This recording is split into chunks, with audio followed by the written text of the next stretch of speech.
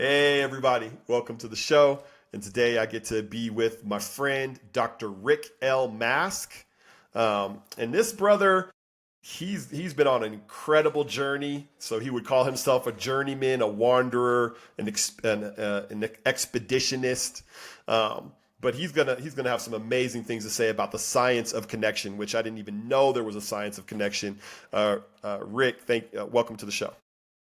Thank you for having me here, Johnny. It's really great to be here with you, sharing this space. Yeah, dude, we're gonna have some fun, man. And folks are about to get a triple, quadruple dose of what it means to be a connector because this guy is a super connector right here.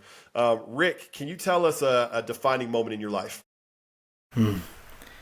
Yeah, I mean, I've had several. I've had a lot of really interesting things occur, um, but one that always sticks out to me, and I remember, is I was 13 years old, and I had gotten in quite a bit of trouble at school. Um, with different groups, and I came to this point where I had a decision to make, and it was to pursue something positive or, to keep going down this bad road. And I had encountered a man named Patrick Steele.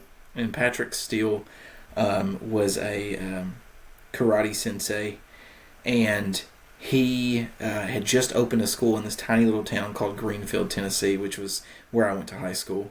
And I started spending my time, instead of getting into mischief, spending my time with Instructor Steele. And the unique thing about Instructor Steele was that he was also a corrections officer at the Carroll County Youth Detention Center.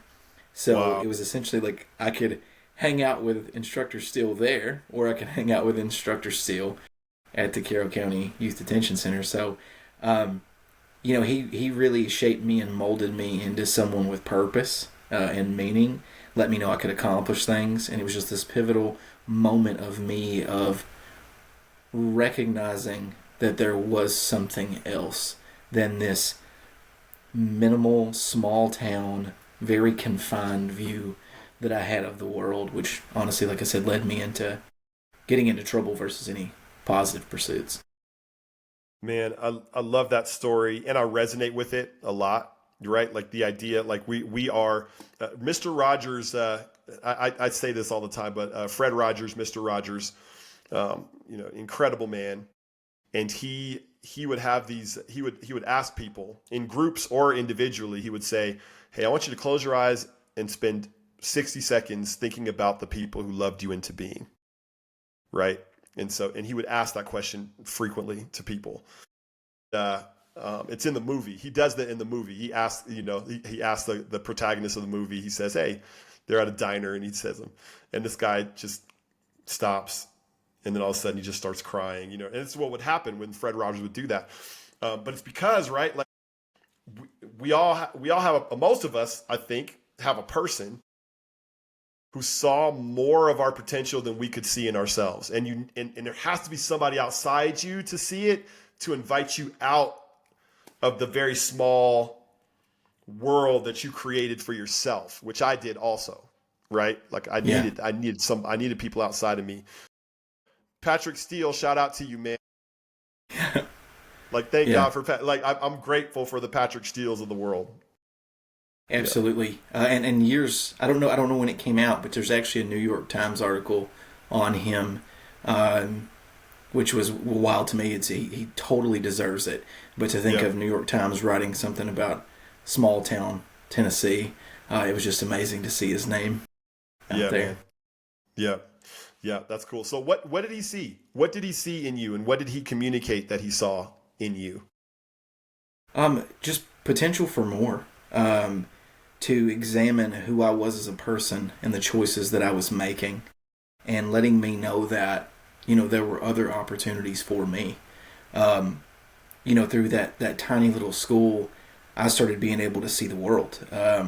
Luckily for me, there was another gentleman there named Bobby Odell, and Bobby Odell was in his 20s at the time, and he actually was going to tournaments and stuff. And he said, I don't mind if Rick comes with me to tournaments. Just pay like half the room or whatever. Split the room with me. So it was good for him. I just he Yeah, had to deal with a 13-year-old probably talking his head off, but And, other than that, he got his room split on the cost. Yeah. So, Yeah. I got to go I fought in Baltimore, Maryland. I fought in Louisville, Kentucky, Miami, Florida, Yeah. places I would have never have gotten to go because my family couldn't have afforded to even go there. So even if me and my mother wanted to just to go there, it Yeah. wouldn't have been possible.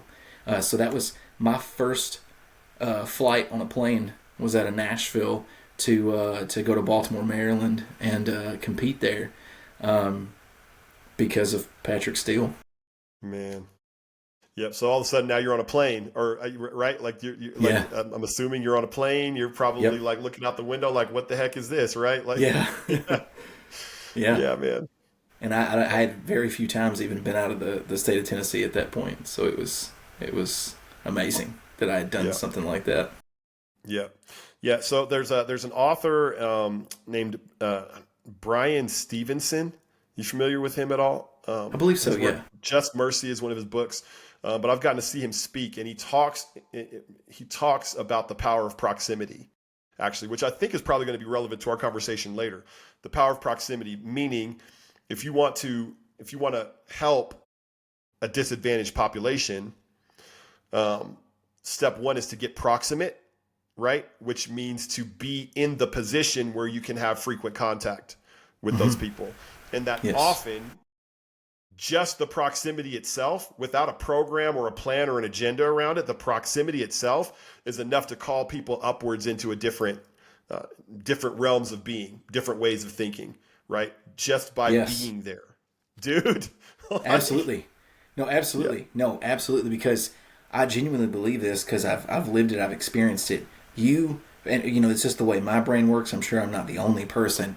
You believe what you can see. You think your possibilities for yourself are literally what you see as possible.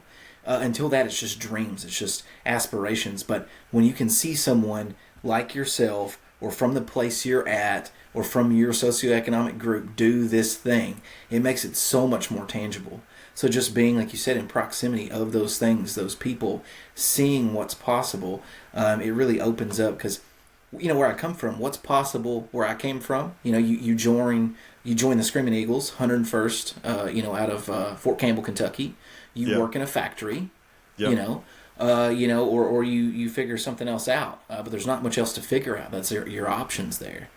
right, So yeah, right, going these other places, seeing these other people, being in proximity of all these things, it's yeah, impactful. yeah, man.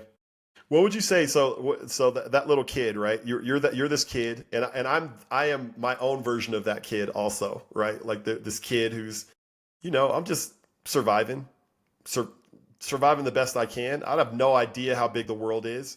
I know the streets in my neighborhood. I know the buildings in my neighborhood. I know the people in my neighborhood. Um, what would you say to that little kid, like now on the other side of this, right? Like you've had your world broadened. If you could go and talk to that little kid, what would you say to him? Yeah, just to take the dreams, take the aspirations, and not have to see it. Like, believe in the dream. The dream is your reality, and you don't have to just see it. I mean, I still, my brain still operates that way, and I think if I had been able to tell myself that when I was little, had somebody to tell me that, because I didn't even have a person to say something like that to me, to say that no, your dreams are really possible. You don't Yeah, have to see it. It doesn't have to be tangible right now. It's going to happen. You're going to do it. Just giving faith that there's so much more, and things I was seeing because when I was younger, I didn't have a computer in my house, so we didn't have the internet or anything. So just the things I was looking at in magazines and stuff, like I was actually going to be there and touch that and do those things. Um, yeah, just so I could have had, I guess, a lot less worry, anxiety. It was just I grew up in such a low socioeconomic class. I mean, there was no elevation on the hierarchy of needs at all. I mean, we were just scrounging by. So just taking my dreams and feeling like that was self actualization, being able to like that's gonna happen. You're gonna do that. You got this. Just hang on. yeah, yeah, yeah, man. Yeah, I love it, man. Well, thank you for sharing that, and I think so tell us a little bit about your profession now. Like, what are Yeah. you doing? What are you doing now, and a little bit of that journey. Absolutely, yeah. So now I'm a senior associate dean of international programs for a very large university here in the U.S. Um, I oversee partnerships in Malaysia and Vietnam, India, Latin America, Lebanon, and parts of Africa. I've been able to travel all over the place and help students, on a daily basis with their big dreams, what they think is not possible or where they want to go. Um, and what really led me here, it was, just a series of events. I've reflected on it and it really makes no sense, but not much about my existence has. So I've just tried to piece it together. I went to the University of Tennessee at Martin to get my bachelor's degrees. I got 2 bachelor's degrees in fine art, and the reason I got to do that is because the year I graduated from high school, they introduced the lottery scholarship in Tennessee. So they introduced, just the regular lottery that everyone plays, state to state, Yep. the Yep. Powerball or whatever. And Yep. in order to do that, they had to allocate some of it to funding education. So I met the initial requirements for that through my ACT score and my GPA. Got the money to do that, and met the faculty there. And there's so many faculty. I'll tell you the story about Patrick Stiller's faculty. There's those pivotal moments with this art faculty. But I started learning about art history and meeting people from all over the world and really challenging my views on things, challenging my views on existence and who we are and why we are that way. And then from there, I'd got my master's online while I was working in retail because I started teaching art at a local school in Milan, Tennessee, and I only was there a couple of years and then found myself without a job again. So I went to back to what I knew, which was retail. That's what I had done when I was in college, except I came back in as a manager because of my bachelor's. Started my master's program in educational administration. Got promoted at Lowe's a few times. They moved us all over the place. Ended up moving us to New England. While I was there, started my doctorate in operations management. And I started being an adjunct for a local university. And then inevitably went from Lowe's to being at a bank for a little while as a manager because it's still retail operations management, and then luckily got a job as an associate dean in higher ed and been doing that ever since. What really connected me to that I started as an adjunct there, and there was a thing called the Salem Center, and it was for students who needed additional support. So smaller class sizes, more connectivity with the instructor, and they thought I'd be a good fit for that because of my background and everything. And then just it's what I've been doing, and in my doctorate, my dissertation, I connected with the concept of social capital, and that's really what Social capital. what pushed that topic for me. Well, and that's how that is the context in which you and I got introduced by a mutual friend, Brian Petro. And so tell us a little bit about your journey into becoming passionate about social capital, the science of connection between people. Yeah, this is really backwards altogether, honestly, because I blame my ADHD and my introversion in my adulthood. If you were to talk to somebody back whenever I was in my undergraduate, they would say I was such an extrovert and such a people person, and maybe that's true, because I was enjoying my college experience. But for my later adulthood, I've been very introverted, very focused on my career, very focused on operations management. Like I'm a very head down operator by nature.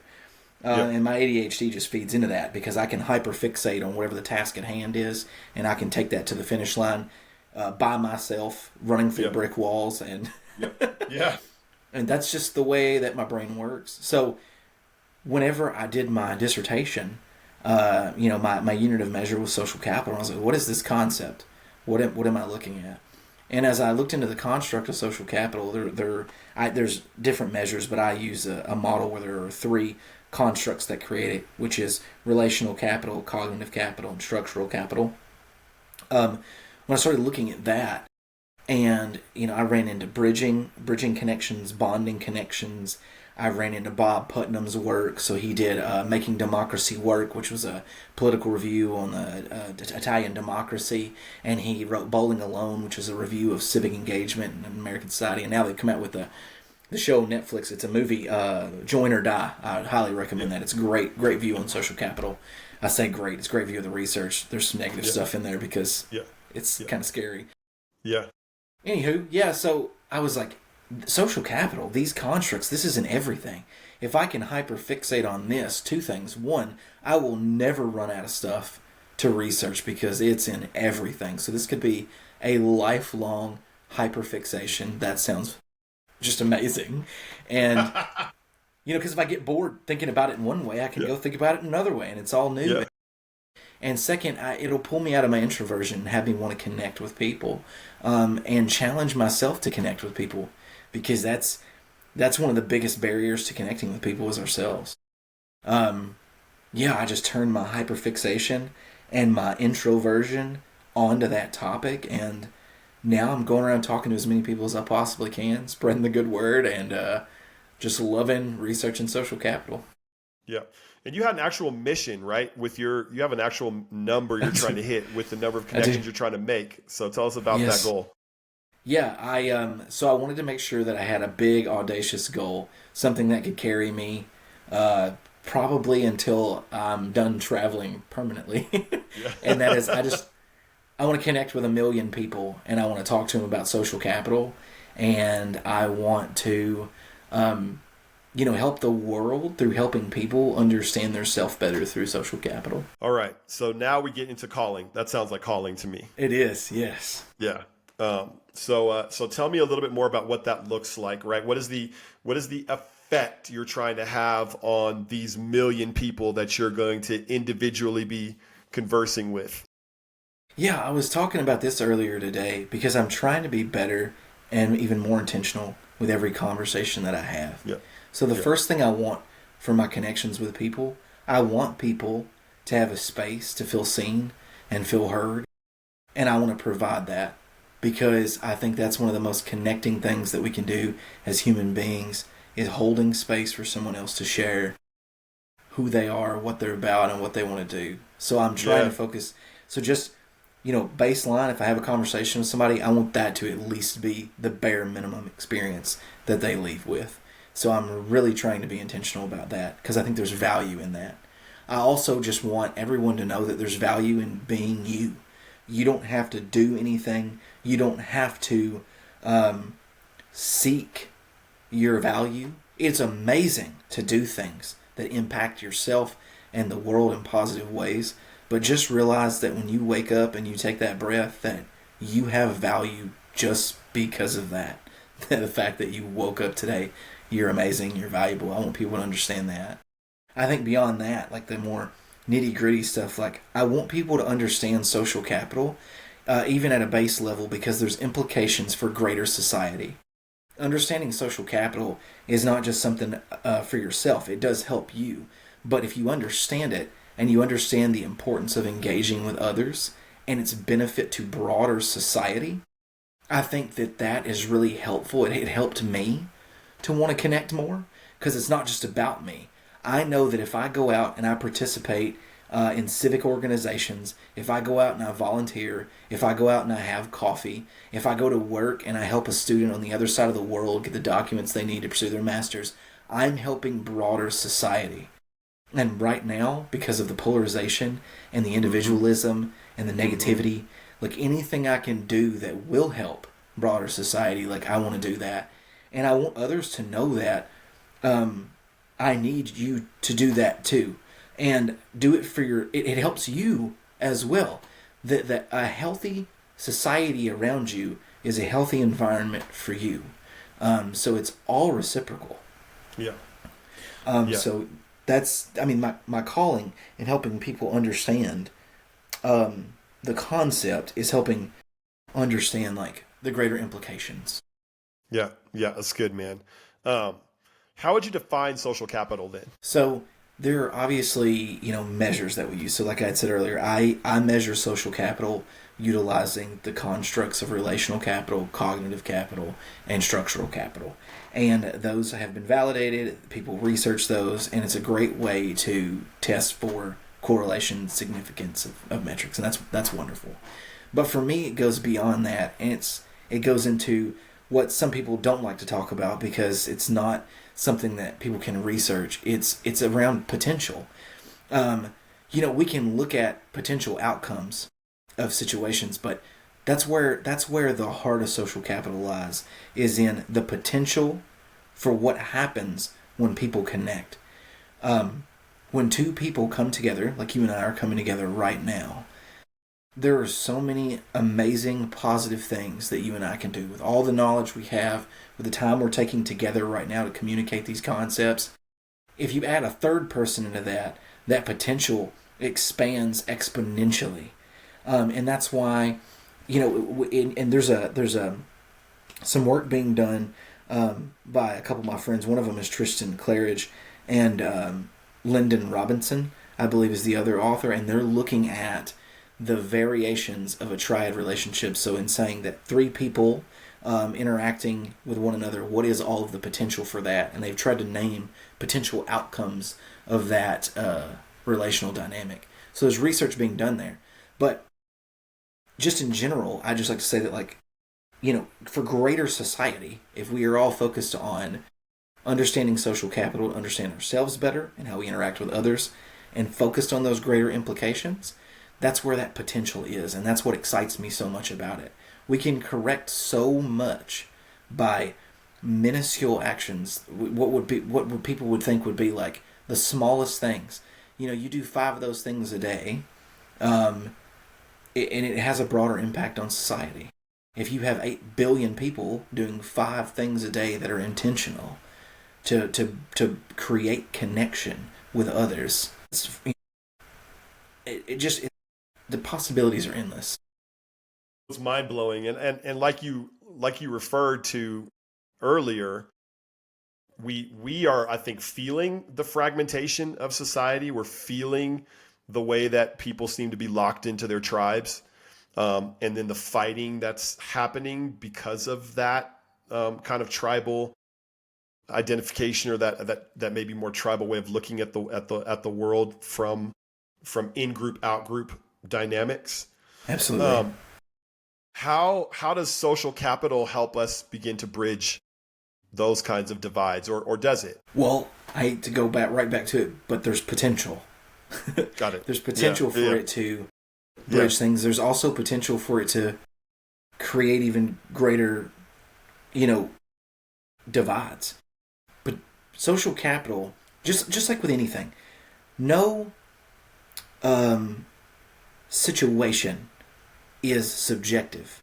Mm-hmm. Situations come to us just being. It's an objective situation, and then we apply our perspective, our subjectivity onto the situation, and then it becomes subjective. So you and I could do really great things. We have an opportunity right now to share this good word, put the podcast out there, and people can hear this amazing stuff. We have the possibility to say a bunch of negative things right now too, and put that out there as well. Sure. The opportunity is objective. What we do with the opportunity connects with people and creates bridging, or it separates. So you could obviously envision how social capital networks, connections of people, can be used to polarize or to create in-groups and out-groups. So it's really a call, when you understand social capital, to look at there's the 2 types of connections, being bonding connections and bridging connections. And bonding connections has us interact with people who may look, believe, act the same way we do. Bridging connections are when we go outside of that and try to connect with groups that are inherently different than our group. Yeah. Or what we align to. Wow. And part of and calling myself a journeyman, a wanderer, an expeditionist, I am constantly trying to push myself to do exactly that. Yeah. Addressing my biases internally and pushing my comfortability so that my what comes out will be a seeking of whomever would like to come speak with me. I'm not asking for a particular person of any kind. I would like everyone to talk to me. Yeah. I want to know you. Yeah. Dude, I love it, man. And even giving language to it, man, I love that. I have not heard that terminology. So bonding, did you say bonding relationships or bonding connections versus bridging? Yep. And bonding, there's nothing inherently wrong with either. No, Bonding is great. no. You bond with your family. You bond with people that you're close to who may be part of the same religion as you. You have these ideals that you bond over. When you're bridging, you're connecting with people. Okay, well, I don't necessarily believe that, but I want to have a conversation about it anyway. Let's talk. I want to know more about it. Right, right. And bridging relationships are the scarier ones. Bridging connections, Yes. like their fear is more of a component there, right? Yep. I mean, Well, I'm sure anybody that's listening has had that moment where you're talking to somebody who maybe disagrees with you on what you feel is a crucial issue, and the defensiveness that rises up in me as I yes. hear, just even hearing them begin to share their view. I don't have to agree with it, but I even hear them share it, and there's a defensive and potentially a desire Absolutely. to fight or to make sure that I apply right, like my view over on top of that view. Yep. It can scare us. Absolutely. Because you're coming into contact with a lot of things. So you're coming into contact with your ideals of what reality should be. You're coming into contact with your own biases that you've built over time. And everybody likes to say that bias is bad. Bias is not bad. Bias is a protection mechanism. Mm-hmm. Bias is something that we have utilized since we were hiding from saber-toothed tigers. And back then, instant judgments about situation would save our lives. Literally, we were being hunted by predators in the wild. But now, when we're sitting at that table and somebody says something, you're like, I didn't really appreciate that comment. It's like in that moment, if we have time, even if we need to step away, I'm going to step away and go to the restroom, whatever. Yep. Get yourself away and sit there with yourself and say, okay, I heard that. What is it about that that's making me feel this way? Yes. Is this a situation where I do need to get out of here? Is this literally a dangerous situation? Is this a saber-toothed tiger situation and I should just leave? Or is this something that I can hear, digest, disagree with, but go back and continue a conversation? And that's hard. That's tough. And it is hard. And people, I'm not saying that these people you're going to interact with are right in any way whatsoever. I'm not, your assumptions about their commentary may be spot on. You may be dealing with someone who has a lot of work to do on themselves before they could have that conversation. But it's something I've had to tell myself. It's about responsibilities in communication. So if I'm the communicator, my responsibility is to communicate in the best way I can, and I have to own the intent of my words. The receiver has to own their response to that.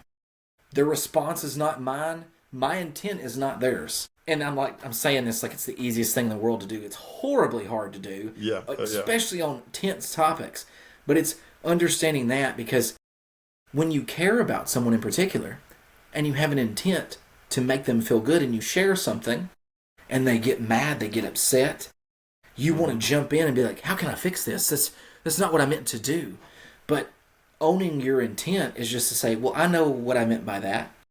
And they have, I have the space to know what I meant by it. They have a space to feel the feelings that they're feeling. And once they're calmed down, then we can hopefully continue on and have additional conversation about it. But it's communication dynamics are hard in themselves. They are hard. Yeah.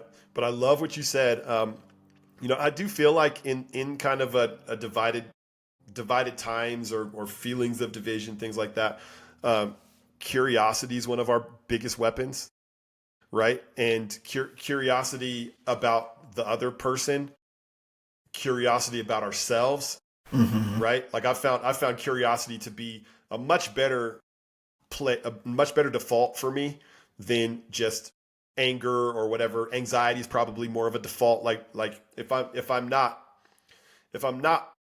watching for myself, if I'm not intentional towards myself, then anxiety can be kind of a default state for me. But if I can harness curiosity. Like, okay, why did I feel just like you said, getting away, going to the bathroom? Whoa, my heart's beating faster. Yeah. Right? Yes. My heart, somebody said something at the dinner table, my heart's beating faster. Am I in danger? No, I'm not in any physical danger. What's going on with me? What's going on? Right? And just curiosity. Man, that puts you down a whole different potential, you know, variety of outcomes, right? Much more positive outcomes, I think, are down that road than the road of just, staying entrenched in whatever feeling or experience I'm having at that moment. You hit it spot on, embracing that curiosity and following that road. And you'll find sometimes that it helps you figure out things about yourself. In my exploration of what positive masculinity is, what does it mean to be a man in our society? What does it mean to be a white man in our society? What does it mean to be whatever part of my identity I'm dealing with? Yeah. I wasn't always where I am right now at all. So I would have conversations with someone I love, my significant other. And she would say something and I would have that moment. Like, well, I don't appreciate that. But to step away and be curious, I can't tell you how many things that I worked out myself just to say, she's right. Mm-hmm. What she said, it hit me and it felt so off-putting. And I felt so offended. But when I dig into it, I'm like, you're right. I don't know what it's like to be a woman in our society. I'm not a woman. I can be as empathetic as I possibly can be as a man. Yeah. Or whatever the topic is. She's an example, but like, you're right. You're right. She's right. I don't know. Yeah. I don't know. And then there's other times when you feel that gut reaction, and then you step away, and you're like, this person's just wrong. Yeah. There is nothing. I have reflected. Yeah. I have looked at it. Yeah. Yeah. Yeah. I'm gonna be done with that conversation when I get back. Yeah. Yeah. Yes. But now you can be intentional about it, right? Now you can be intentional and you can be thoughtful about it, and you can be even if it is like, okay, there's a boundary I need to set. You can be gentle and loving with the boundary. There's a lot of things that you now have access to from that curiosity. So I think we've got a good sense for who you are and your calling and what you're trying to do in the world.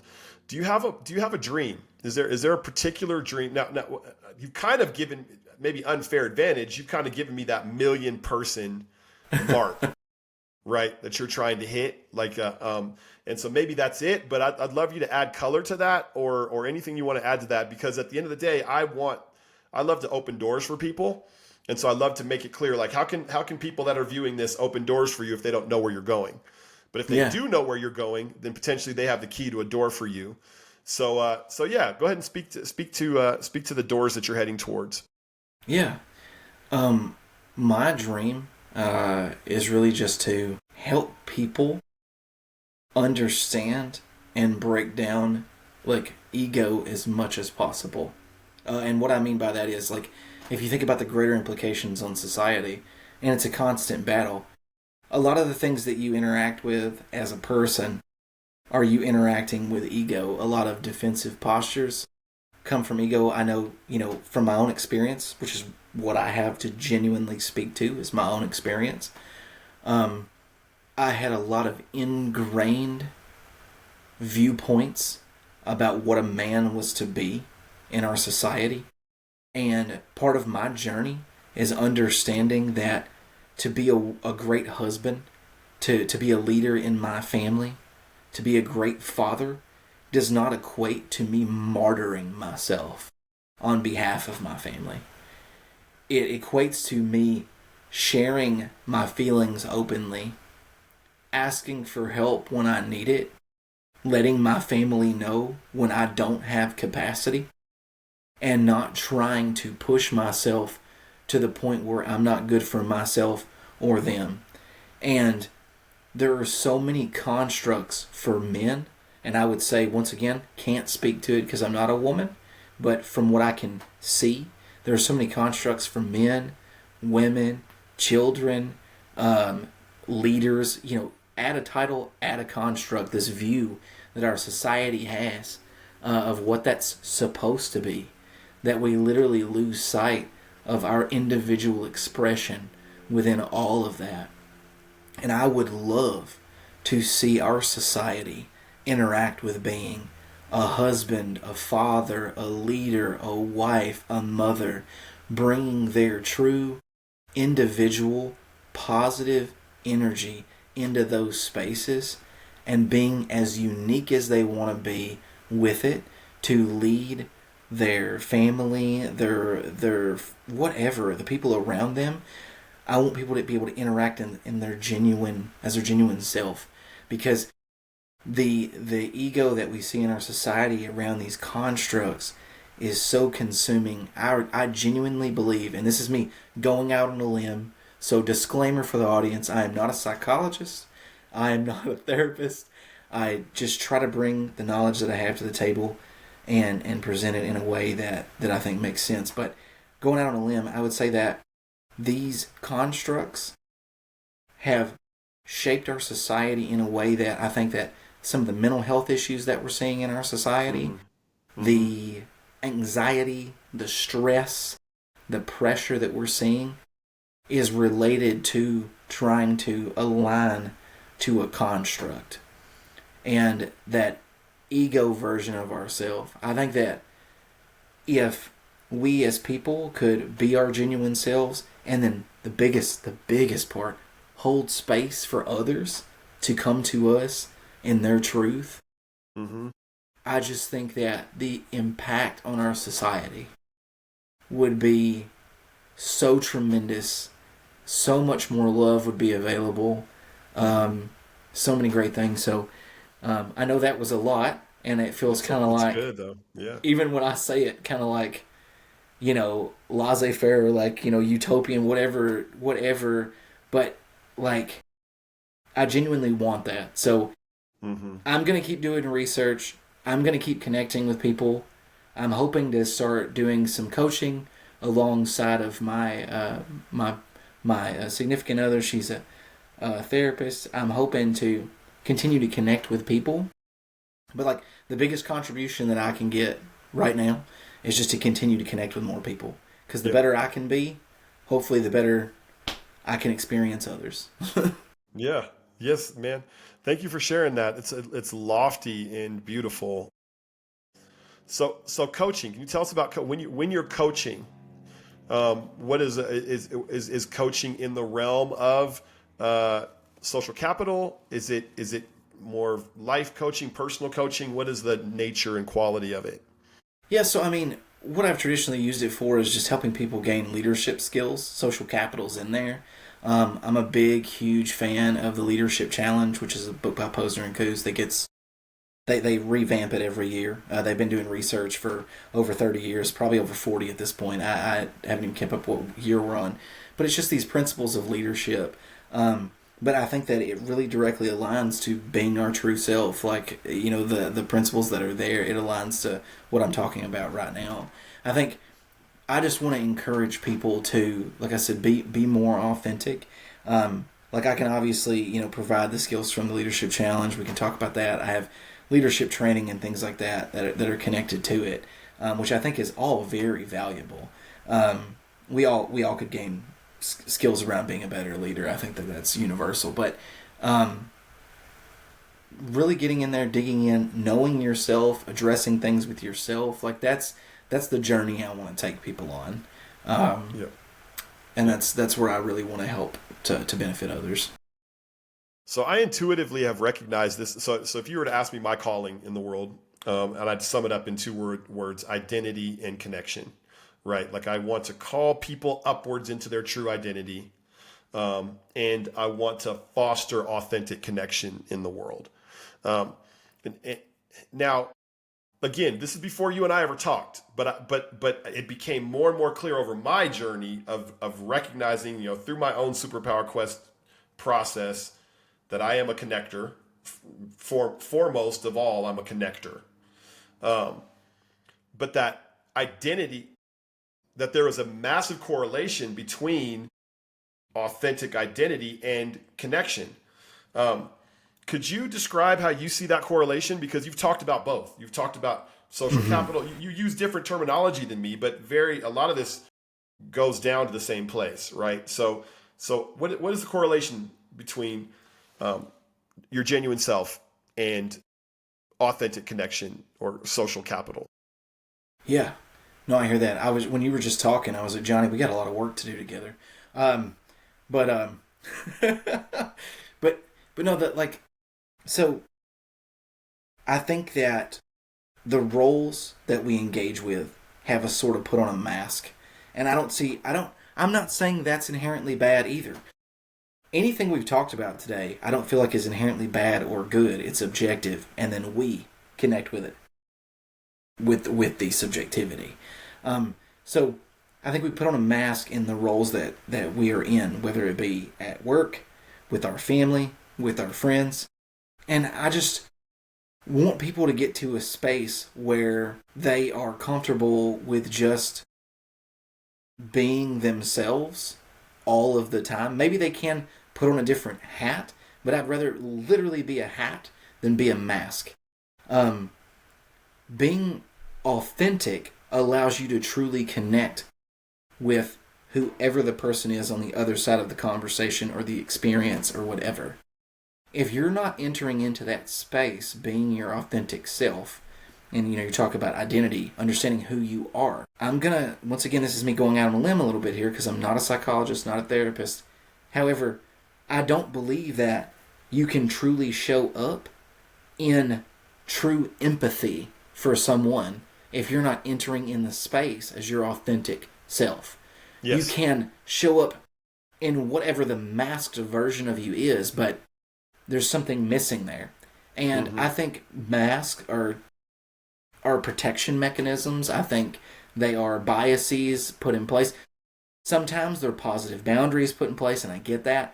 But that's why I would like everyone to be intentional about being who they are, because I think the reason we put on masks is because there's a view of that particular thing that we're dealing with, whether, like I said, you be at work, you be part of a religious organization, whatever. There's a thought about how somebody that's doing that thing should be. And then all the people viewing you in that space apply rules that don't actually exist other than in everybody's mind to how you should act in that role. And it keeps us from showing up in empathy.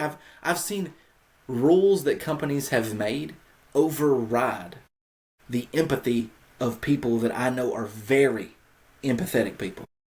Yes.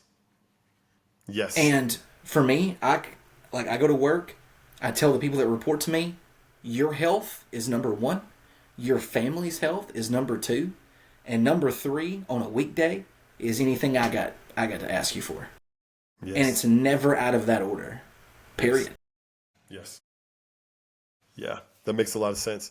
It's even as I'm listening to you talk, this feels like it fits into the conversation. And this is experiential.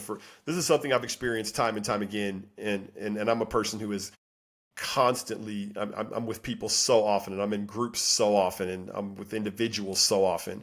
And what I've learned is to lead with vulnerability, meaning that if I'm willing to be vulnerable, and people can tell when you're being vulnerable, when you're being authentic and vulnerable, right? Like we have a sense for each other, that you can invite somebody into a sacred space with vulnerability. And so when I lead with vulnerability, people tend to respond with vulnerability. So if I take the mask off, right? People tend to respond by taking the mask off because they feel safe, because it does seem to be a function of safety, right? Like the defenses, the masks, right? The ways that we might not want to be authentic, tends to be correlated with feeling unsafe.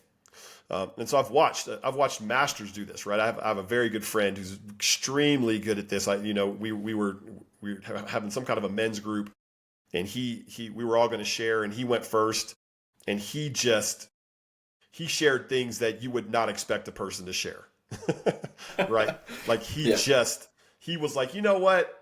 I don't have time. I'm just going to swing for the fences and let y'all know what's really going on with my life, in my life, that most, that's uncomfortable to share. And here it all is. And when he did that, it created this environment, this ongoing environment when we would come together where it was just understood that people could do that, right? People could be radically vulnerable about what was going on in their lives, which what do you think that leads to? It leads to increased sense of closeness, Absolutely. greater communication. Yeah. So there seems to be, I don't know, I think you don't want to overstep, but there seems to be a requirement for authenticity in order to engage in more profound and authentic relationships with other people. Absolutely. Yeah. Yeah, you hit on something. That feeling of safety promotes trust. Trust and reciprocity Yeah. are two really key things there that are coming out, and they're two key things that are part of building relational capital. And it's just without those, you can't. And I think the more astute people are, or emotionally aware, or self-aware, I've made it a game with people that I've connected with. I've got some people that I've been connecting with, Johnny, and we've set up like repeat connections, so we meet regularly now from this journey I've been on. Yeah. And I made a game like, what mask are they wearing today? What can I pinpoint? How are they meeting me today? And today, I literally said to someone, I was like, I see you today. Like, I can actually see you. Because they had taken their mask off a little bit and shown me a different variant. And it was such a beautiful thing, though. And it was such a small comment. I was like, did you catch what I said? And they're like, oh, I heard you. And I'm like, okay. I just wanted to make sure. Because it was awesome, though. And I was like, there you are. There you are. Yeah. Yeah. Inviting people into safety. Inviting people into a space where, you're nobody's gonna hurt you here, right? Those are the spaces that I always longed for as a child. Didn't even know it, didn't have language for it. Absolutely, right? Didn't have language for it, but now as an adult, I can say, oh yeah, that's what I always wanted, right? Was to be in a place where you could know me and accept me, and the stakes were not that if I don't perform well, I'm going to lose you, right? Or that those are not the stakes, because I think we do in a lot of our lives, in a lot of our contexts, we do think that those are the stakes. Yeah, absolutely. Well, I got to share this because it's something I've incorporated and I love it. So with people that I really care about, I've had people come to me, and we've had some. Once you're married for a number of years, or you have a close friendship for a number of years, you get deep. You get into some deep conversations, some complex things. People evolve. People change. People got to come to you and tell you they're not the same person anymore, or whatever. So when somebody comes to me that I really care about, and they're like, I need to share this with you, and I'm kind of like worried to share it with you, and they do share it with me. First off, I try to hold space. I'm always going to do my best to save any emotions I have about it for after, because I'm just trying to provide space for them to share. And I love saying, whenever they share, I'm so thankful that you shared that with me. I love knowing you. To just let them know, like, I know that you are a ever-evolving, beautiful being that will change and adapt and grow and learn new things. And I love actually knowing you. You not being scared, you not hiding things or putting on a mask in front of me. You telling me every granular detail and me actually getting to know you. I love that. Wow. Man, that's a beautiful response. And so let me ask you this, as we're kind of getting towards the end. Yeah. You've said this idea of holding space. Mm-hmm. How does a person hold space? What does it mean to hold space? That has taken me, 30 years to do, and I still fail at it. But it's first off setting an upfront boundary for yourself and letting the people around you that you care about know that if they have something important to tell you, would they please just ask before they just dump something on you. So you being proactive and going to people and saying, hey, if you got something really important to tell me, would you mind making sure that I have space to hear it, and also just making sure that we have time and for the conversation, whatever length of time that you think we need. So I literally go as far as like, we'll schedule conversations. So that's the first thing. We get to that place, and then them saying, "Hey, do you have space for what I'm about to tell you, or do you have capacity?" Or yeah, is it whatever it is, yeah, I've got, you either do or you don't. And then if you don't, if you're exhausted for the day, you say you don't, and you walk off and you find another time to talk about it. But then when you are in that space and they do share, even if it's something really, really hard, even if it's one of those moments, Johnny, we were talking about earlier where it hits you and you're like, well, that didn't feel good. In that moment, compartmentalizing whatever that response is, whatever the thing is that you need to dump on them, that emotional reaction, just pausing. And you have to, there's a number of books, a number of therapists, a number of, I love the cognitive behavioral therapy model. There's a bunch of different therapy models, but whatever you need to do to help yourself in that moment to process and stay put. Because you do not want to disassociate. You do not want to get caught up in your feelings. You do not want to interrupt them. You do not want to dump on them.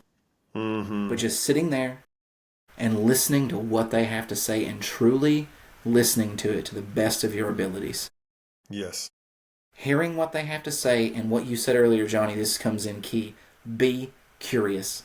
If they say something and it doesn't make sense, do not make assumptions about what they mean, but literally sit there and say, tell me more about that. Say more about that thing. Let me make sure that what I heard is correct. Let me repeat it back and make sure that this is what you meant, how you meant it. And then, at the end of that, saying, I always give this opportunity. I say, do you have capacity now for me to respond to that? Or I will say, this has caused me to have a lot of feelings. I can tell that. I haven't been able to process them. So I'm going to need to have a little bit of time and come back to you once I've processed my feelings so that I can share how I truly feel outside of those feelings. Or saying, dude. Yeah. Yeah. Or just saying, do you have space for me to say something? They say, no, I don't have space. I just wanted to share. And that being okay. Cool. Yeah. That's got to be okay. You can't ask the question if it's not okay, right? Like it's got to be okay for them to give either answer. Yeah, that's right. And I love the delineation you just put between this is giving me all these feelings right now that are unprocessed.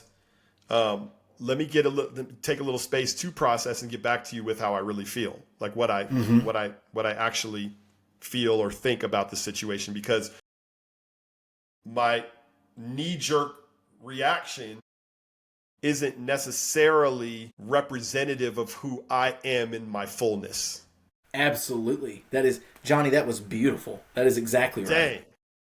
Yeah, you hit it. Dang, dude. Because your knee-jerk reaction is about 99.9% not going to be who you are in your true fullness. It's going to be whatever unhealed trauma, whatever precedents you created from your past relationship, whatever is still in there, wounded, unhealed, coming up, and then you're going to say something that's just, it's not going to be caring. It's not going to be curious. Right. For sure. I can say that. Yeah, dude.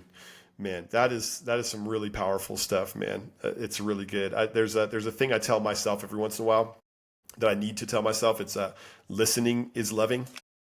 Listening is loving. One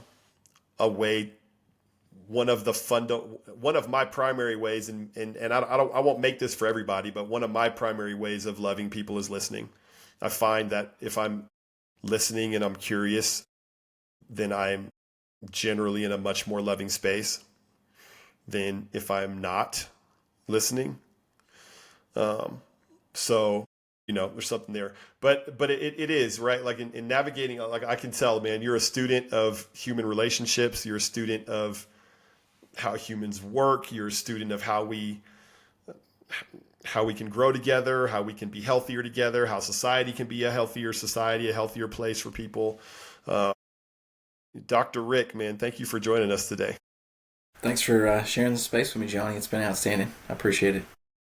A lot of fun, man. A lot of fun, and I think a lot of good nuggets for people, like heavy gold nuggets for people to take and hold for themselves.